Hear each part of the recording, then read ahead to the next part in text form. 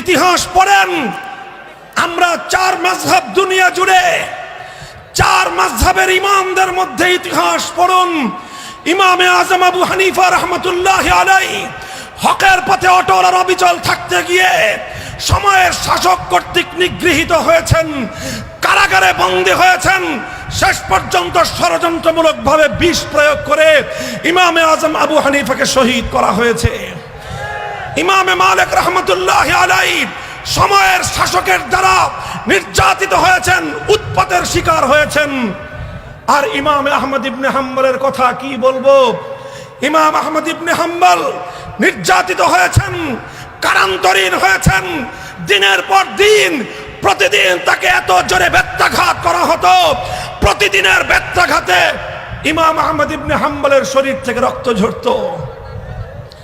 ওরা বলতো ইমাম আহমদ ইবনে হাম্বলকে শাসকের কথা মেনে নাও, শাসকের কথা মেনে নাও।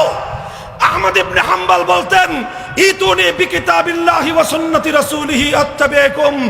না, আল্লাহ পাক আমার বুকের মধ্যে আসমানি ওয়াহির ইলমের আমানত রেখেছেন, শাসকের সামনে মাথা নত করবার জন্য নয়।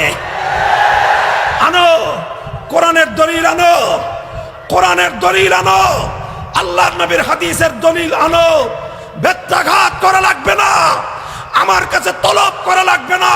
কোরআন হাদিসের দলিলের সামনে আহমদ ইবনে হাম্বল স্বেচ্ছায় মাথা নত করবে।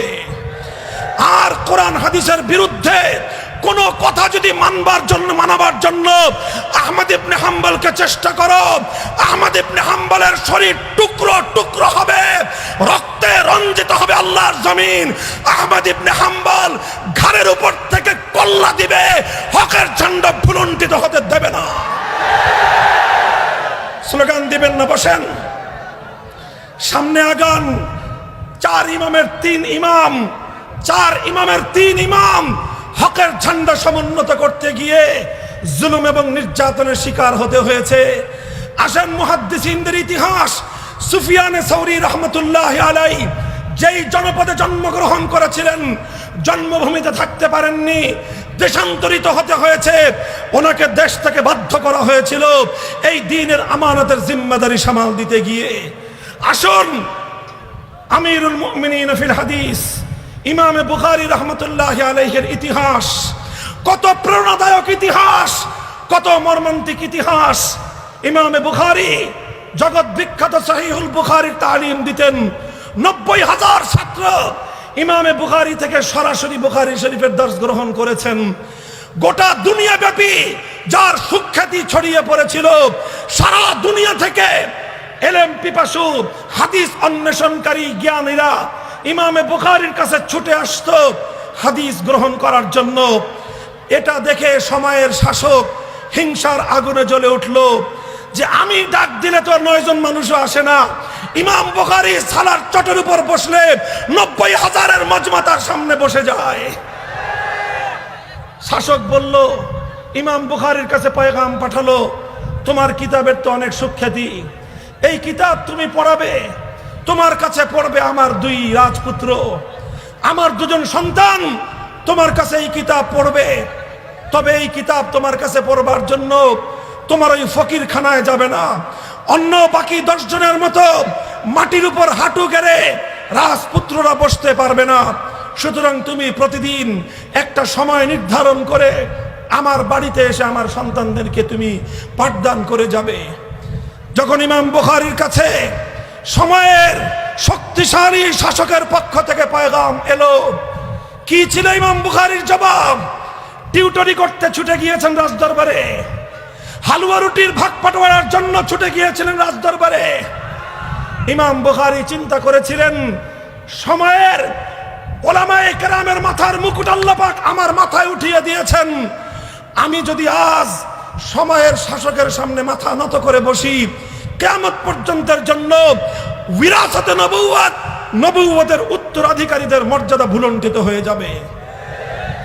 তিনি শাসকের কাছে পয়গাম পাঠিয়ে দিলেন, ইন্নী লা উযিল্লুল ইলম ওয়ালা আহমিলুহু ইলা বাবিল উমারা, ইন্নী লা উযিল্লুল ইলম ওয়ালা আহমিলুহু ইলা বাবিল উমারা। হে সময়ের শাসক, তোমার সন্তানকে যদি বুখারী শরীফ পড়তে হয়, আমার কাছে কাছে হাদিস যদি পড়তে হয়, তোমার সন্তানকে আর 10 জন সাধারণ নাগরিকের মতো আমার সামনে এসে ওই সেরা চটের উপর আর সেরা সালার বস্তার উপর বসে হাঁটু করে আমার কাছ থেকে হাদিস শিখতে হবে। আমি আল্লাহর নবীর হাদিসকে তোমার রাজ দরবারে নিয়ে টিউটরি করে নবীর চির উন্নত হাদিসের মর্যাদা আমি ভুলণ্ঠিত করতে পারবো না। এরপর কি হলো? একদিকে শাসকের আত্মমর্যাদা বোধ, আরেকদিকে ইমাম বুখারীর ইলমের আত্মমর্যাদা বোধ, একদিকে শাসকের শাসন ক্ষমতার অহংকার, আরেকদিকে ইমাম বুখারীর আল্লাহর পক্ষ থেকে আসমানি ওয়াহির ইলম পক্ষে ধারণ করবার আত্মমর্যাদা বোধ।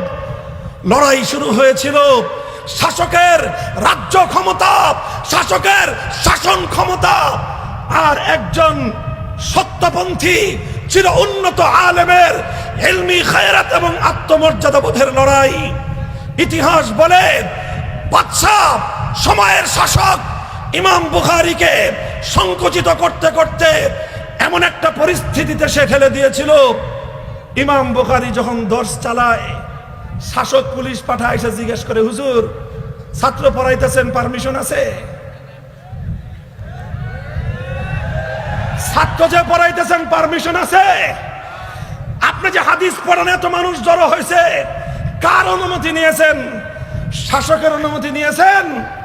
এই সমস্ত কথা বলে ইমাম বুখারীকে উত্ত্যক্ত করা শুরু করলো। আপনারা কি মনে করতেছেন এই উত্ত্যক্ত করা, এই ডিস্টার্বনেস, কোরআনের কথা বলতে, হাদিসের কথা বলতে শুধু এ যুগেই আমাদেরকে বাধার সম্মুখীন হতে হয়? না, এটা তো আমাদের চিরন্তন বিরাসত, উত্তরাধিকার সূত্রে আমরা এটা পেয়েছি। উত্তরাধিকার সূত্রে যারা ইলমে ওহী পেয়েছ, উত্তরাধিকার সূত্রে যারা ইলমে ওহীর গৌরব আর মর্যাদা পেয়েছ, উত্তরাধিকার সূত্রেই ইলমে ওহীর সাথে ত্যাগ কোরবানির নজরানাও তোমরা উপহার পেয়েছ। শুধু মর্যাদাটা নিবা, ত্যাগ আর কোরবানি দিবা না, তুমি সময়ের ইমাম বুখারীর অনুসারী হতে পারো না। তুমি ইমামে আজম আবু হানিফার অনুসারী বলে নিজের পরিচয় দিতে পারো না। মুহতারাম হাজিরিন, শেষ পর্যন্ত কি হয়েছিল? ইমাম বুখারী রাহমাতুল্লাহি আলাইহি শাসকের উৎপাতে অতিষ্ঠ হয়ে বুখারার মাদ্রাসা বন্ধ করে দিয়েছেন, তালিমের সিলসিলা বন্ধ করে দিয়ে শহর ছেড়ে, জন্মস্থান ছেড়ে হিজরত করে চলে গেছেন অন্য কোথাও। মনের কষ্টে, মনের দুঃখে খারতাং নামক এক গ্রাম, এক নিবৃত পল্লীতে গিয়ে আল্লাহর কাছে বলেছিলেন, ইয়া আল্লাহ, ইন্নাল আরদা কাদ দাকাত আলাইয়া বিমা রাহুবাত ফাকবিজনি ইলাইক। ওগো আল্লাহ, শাসকের উৎপাতে আর ভালো লাগতেছে না, আর ভালো লাগতেছে না, এই জমিনের চেয়ে আমার কাছে তোমার কাছে চলে যাওয়াই বেশি ভালো লাগতেছে, তুমি আমাকে নিয়ে যাও তোমার কাছে। ইমাম বুখারী রাহমাতুল্লাহি আলাইহি ইন্তেকাল করেছেন, জন্মস্থান বুখারাতে নয়, ইন্তেকাল করেছেন সেই খারতাঙে, সেখানে ওনার কবর হয়েছে।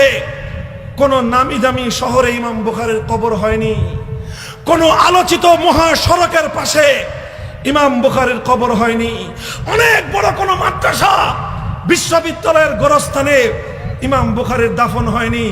ইমাম বুখারীর দাফন হয়েছিল অনুল্লেখযোগ্য একটা উপেক্ষিত, এক আলোচনাবিহীন, নিবৃত এক পল্লীর এক কর্নারে।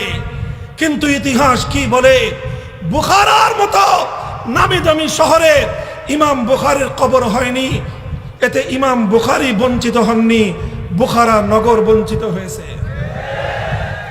ইমাম বুখারী বঞ্চিত হননি, বুখারা নগর বঞ্চিত হয়েছে।